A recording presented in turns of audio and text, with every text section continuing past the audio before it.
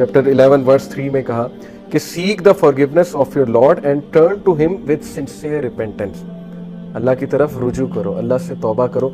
अब sincere repentance है क्या, उसकी कंडीशंस क्या है? उसकी चंद एक कंडीशन स्कॉलर ने बयान की है, वो मैं आपके सामने रखता हूं। Number 1, immediate cessation of the sin, कि फौरी उसी वक्त उस गुनाह को छोड़ देना, वेट ना करना। यानी आप किसी एडिक्शन में मुब्तला हैं, ट्राई करें, उसी वक्त उस गुनाह को छोड़ दें। जब आपको रियलाइज हो गया है गुनाह है, तौबा की, उसको गुनाह को छोड़ दें उस वक्त। नंबर 1।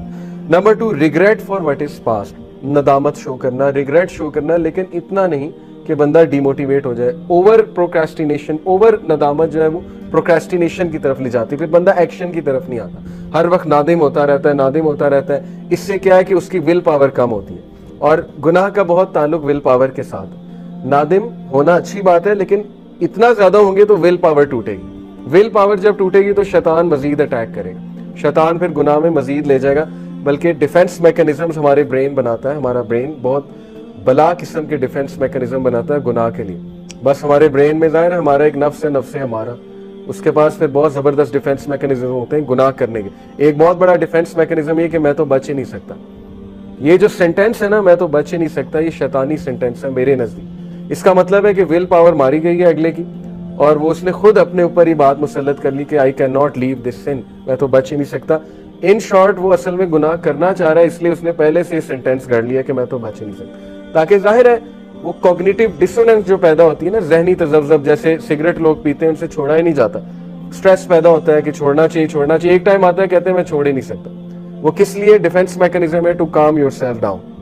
तो regret for what is past, नादिम होना बहुत जरूरी है, नदामत। तीसरी जो कंडीशन है, determination not to return to the sin, पक्की डिटर्मिनेशन आप में होनी चाहिए कि अब मैंने वापस नहीं जाना गुनाह की तरफ। ये सबसे मुश्किल स्टेप है। लोग पहली दो कर लेते हैं, तौबा भी कर लेते हैं, उसके बाद रिग्रेट भी करते हैं, नदामत भी करते हैं, लेकिन बैक ऑफ द माइंड उनके माइंड में होता है कि ये तो मैं दोबारा करूँ, क्योंकि मेरे से तो ये छोड़ा ही नहीं जा रहा, मैं तो फिसलूं ही फिसलूं। ठीक है ना, पहले ही डिफेंस मैकेनिज्म बना लिया, तो ये ट्रू रिपेंटेंस नहीं है। लेकिन having said it, Sheikh Saleh al Munajjid का आपको फतवा बताता हूँ। उनसे किसी ने पूछा कि ट्रू रिपेंटेंस की कंडीशन है कि दोबारा उस गुनाह की तरफ मत जाओ, उन्होंने कहा ये ऐसे ही है, तो उसने कहा कि लेकिन मैं तो बार बार जाता हूँ। तो उन्होंने इसका बड़ा अच्छा जवाब दिया कि अगर तो वाकई आपने ट्रू रिपेंटेंस की थी और आपका पक्का इरादा था कि मैं नहीं जाऊंगा, अल्लाह तो नियत जानता है ना, आपका पक्का इरादा था मैं नहीं जाऊंगा, तो वो वाला गुनाह एलिमिनेट हो गया। उसके बाद जब वो सेम गुनाह आपने किया तो वो न्यू सिन काउंट होगा, समझ रहे हैं बात? यानी वो न्यू सिन है। अब इसकी दोबारा वैसे से आप रिपेंट करेंगे। लेकिन अगर बाय प्लान है कि नहीं मैं करता रहूंगा, तौबा भी करता रहूंगा, मजाक बना लिया, अगर रूल्स को, कुछ रूल्स को हम मजाक बना लेते हैं ना, हमें एक छूट मिल गई, लॉ समझ आ गया, तो इंसान बहुत चालाक है, उसके बाद उसको मिसयूज करता है। तो अगर तो मिसयूज करेंगे लॉस को तो फिर ज्यादा गुनाह के मुर्तकिब होंगे। तो इसलिए ये बहुत इंपॉर्टेंट स्टेप है, डिटर्मिनेशन। डिटर्मिनेशन पे लोग फेल होते हैं। क्यों फेल होते हैं? प्लान नहीं बनाते हैं, विल पावर नहीं है, डिटर्मिन नहीं है टू लीव द सिन।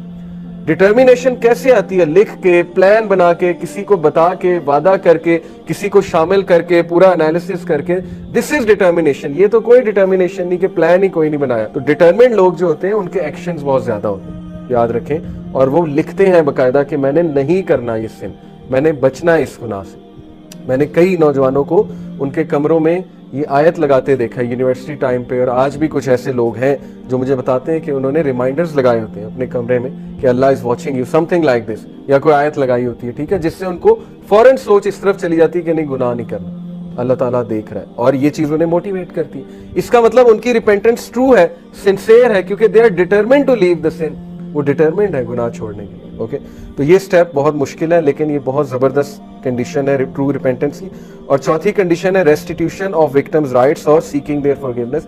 अगर हुकूकुल लिबास से रिलेटेड है गुनाह, तो फिर उस बंदे के जिसके आप राइट्स को जिमन कर रहे हैं, वो राइट्स दोबारा से दें उसे, या उससे माफी मांगे। और अगर you can not find that person, although ये सिचुएशन इम्पॉसिबल है आज के दौर में, अब तो सोशल मीडिया का दौर है, मिसाल के तौर पे बचपन में किसी से ज्यादती की, आज आपको नहीं समझ आ रही, तो आप जो है वो आपको मिल भी नहीं रहा वो बंदा, तो फिर इसके बारे में कि सदका करें और जाहिर है कि अल्लाह से मगफिरत तलब करें। लेकिन ये पॉसिबल नहीं है, सोशल मीडिया का दौर है, लोग मिल जाते हैं। तो ये 4 कंडीशन, इसके अलावा भी कुछ कंडीशन जो है वो स्कॉलर्स ने बयान की, वो भी बताता हूँ आपको। एक और कंडीशन ये है कि जो गुनाह है it should be given up only for the sake of अल्लाह, ये सिंसियर रिपेंटेंस। अल्लाह के डर से गुनाह छोड़ा जाता है ना, या अल्लाह को राजी करने के लिए। कुछ लोग गुनाह इसलिए छोड़ते हैं कि मेरी सेहत डैमेज हो रही है, ठीक है ना। अल्कोहल एडिक्ट होते हैं, कहते हैं गुनाह इसलिए छोड़ दिया, या सिगरेट इसलिए छोड़ दिया। ऑल्दो ये वन ऑफ द रीजंस है, मैं इस रीजन का इनकार नहीं कर रहा। जब हमने किसी को गुनाह छुड़वाना है तो हमने उसकी इस तरफ तवज्जो दिलानी है कि तेरी सेहत बर्बाद हो रही है, रातें जागते हो, ठीक है ना, नींद नहीं आती, और जाहिर है कि सेहत बर्बाद हो रही है, ठीक है।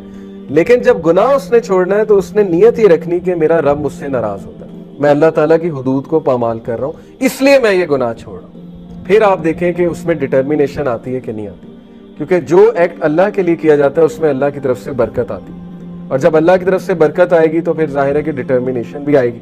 तो पहली बात यह है कि वो गुनाह को सिर्फ और सिर्फ अल्लाह सुब्हानहू व तआला की रजा के